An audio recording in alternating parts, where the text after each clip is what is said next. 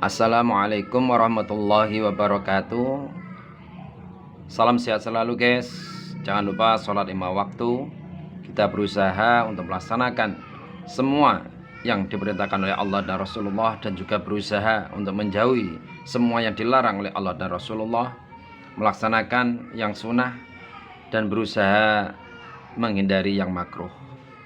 Sahabat yang samawa, sebentar lagi kita memasuki bulan suci, bulan yang mulia, yaitu bulan Ramadan. Untuk itu mari kita sambut dengan gembira, dengan senang hati. Kita persiapkan jasmani dan rohani kita. Mudah-mudahan yang saat ini sedang sakit segera diberi kesembuhan, yang sedang mengalami kesulitan diberi jalan keluar oleh Allah, sehingga nanti waktu bulan Ramadan kita sama-sama bisa melaksanakan kewajiban puasa, kewajiban yang lain, dan juga melaksanakan ibadah-ibadah sunnah. Kali ini kami ingin membahas tentang asam lambung. Mungkin ini tidak asing lagi karena kebanyakan dari kita pernah mengalaminya. Bahkan mungkin hari ini masih ada yang menderita asam lambung. Asam lambung atau GERD, yaitu gastroesophageal reflux disease, adalah kondisi ketika asam lambung naik ke esofagus atau kerongkongan. Nanti kerongkongan itu bahasa kerennya esofagus. Kondisi ini dapat menimbulkan nyeri pada ulu hati, heartburn, serta berbagai gejala lainnya guys, khususnya pada area dada, bagian bawah, dan perut. Orang yang mengidap penyakit asam lambung ini biasanya mengalami reflux asam yang ringan. Ini paling tidak 2 kali seminggu, yang ringan 2 kali guys. Serta gangguan yang parah itu sekali seminggu, yang lebih parah bisa tiap hari. Oleh karena itu, pengidap asam lambung perlu mengetahui cara untuk meredam gejala, misalnya dengan perubahan gaya hidup dan mengonsumsi obat-obatan. Sekali lagi, kita usahakan untuk sedikit demi sedikit mengurangi obat kimia. Kita kembali ke obat herbal biar tidak ada efek samping dalam jangka yang panjang. Kemudian kita perlu mengenal penyebab penyakit asam lambung.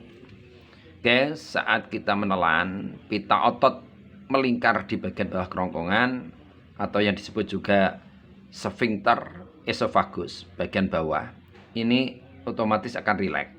Hal ini untuk memungkinkan makanan atau cairan yang sudah mengalir ke perut, setelah sphincter ini bekerja maka akan menutup kembali, sehingga tidak ada cairan atau makanan yang kembali ke kerongkongan. Namun saat bagian ini mengendur karena gangguan atau melemah, asam lambung dapat mengalir kembali ke kerongkongan yang menimbulkan iritasi dan radang. Oke guys, salah satu penyebab yang paling umum pada penyakit asam lambung adalah hernia hiatus. Masalah ini terjadi ketika bagian atas perut dan sphincter bergerak di atas diafragma, yaitu otot yang memisahkan perut dari dada. Sahabat yang samawa, biasanya diafragma membantu untuk menjaga asam di perut. Namun karena gangguan, maka asam dapat naik ke kerongkongan dan menyebabkan gejala asam lambung. Faktor resiko penyakit asam lambung ini tidak terpengaruh soal usia. Semua golongan usia bisa terkena. Dan ini sangat terjadi karena faktor gaya hidup, tetapi juga bisa karena beberapa penyebab yang sulit untuk dicegah. Salah satu penyebab yang tidak dapat dicegah adalah hernia hiatus, yaitu bagian atas lambung yang masuk ke rongga dada. Ini nggak bisa dicegah guys. Faktor resiko lainnya yang dapat menyebabkan gangguan asam lambung adalah obesitas yang sedang hamil. Di ibu-ibu yang gemuk terus hamil, ini ada potensi tekanan yang besar di perut sehingga menyebabkan asam lambung. Kemudian berusia lanjut, ini juga mengalami potensi untuk asam lambung. Karena apa? Usia lanjut ini akan mengalami namanya gastroparesis, yakni kondisi melemahnya otot dinding lambung sehingga pengosongan lambung itu menjadi lambat. Jadi kalau makan itu lambat pencernaannya, sehingga akan meninggalkan asam lambung ini bisa naik kembali ke kerongkongan. Kemudian mengidap skleroderma, yaitu penyakit yang menyerang jaringan ikat. Kemudian karena faktor jenis makanan seperti susu, makanan pedas, asam, pahit, gorengan, makanan cepat saji, banyakan bumbu-bumbu penyedap, itu juga berpotensi menyebabkan asam lambung. Kemudian mengonsumsi obat-obat tertentu guys, ini juga menjadi potensi terkena asam lambung seperti obat asma, obat hipertensi, obat alergi, obat penghilang rasa sakit, atau obat penenang atau antidepresan. Jadi hati-hati yang masih mengonsumsi obat yang sebutkan ini untuk benar-benar ekstra waspada karena bisa menyebabkan potensi asam lambung. Kemudian juga rasa cemas yang berlebihan karena beban pikiran yang terlalu berat, sehingga ini bisa mengakibatkan potensi asam lambung. Karena apa? Orang yang cemas berlebihan itu biasanya ngemil nggak karuan, kemudian habis itu juga nggak sembuh-sembuh, minum obat penenang atau antidepresan, lah akibatnya terkena asam lambung. Gejala asam lambung guys, ini biasanya menyerang kepada orang dewasa, tapi juga bisa kemana bayi. Asam lambung pada bayi ini biasanya terjadi karena otot les atau lower esophageal sphincter masih dalam tahap pertumbuhan.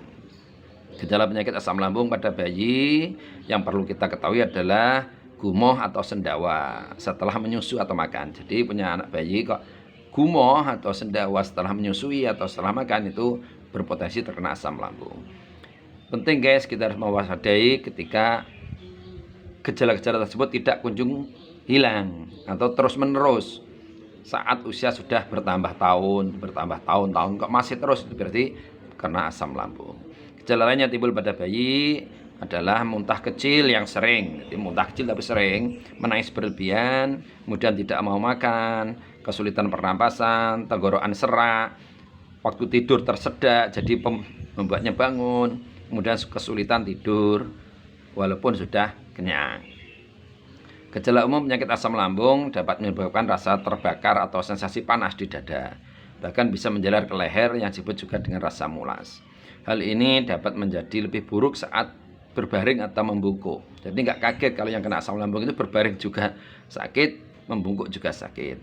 Dan saat penyakit ini kambuh, gejala ini akan dirasakan bisa beberapa jam dan juga bisa beberapa hari. Jadi beda-beda guys. Seseorang juga dapat mengalami perasaan asam atau pahit di bagian belakang mulut, dan bahkan muntah makanan atau cairan sedikit melalui kerongkongan terus keluar ke mulut, rasanya sangat tidak enak guys.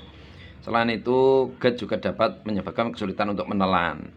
Jadi untuk menelan kadang-kadang sakit. Kemudian kadang penyakit ini juga mengakibatkan gejala pernapasan seperti masalah pernapasan seperti batuk kronis atau asma.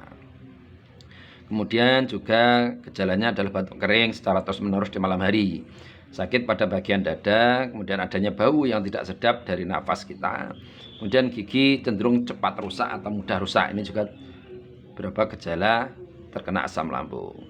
Sekali lagi guys, siapa yang mengalami perut terasa kembung, kencang, keras, mual, mau muntah, nafas dan bau, mulut tidak sedap, sakit pada tenggorokan, sulit untuk menelan, sering sendawa atau antop, mulut terasa asam dan pahit, sakit pada ulu hati, rasa panas seperti terbakar pada kerongkongan dan daerah dada, kemudian radang pada pita suara sehingga suaranya agak parau atau serak, batuk saat malam yang terus menerus, kemudian kadang saat berjalan atau berkendara sedikit berkurang keseimbangannya atau ngeliyeng istilahnya.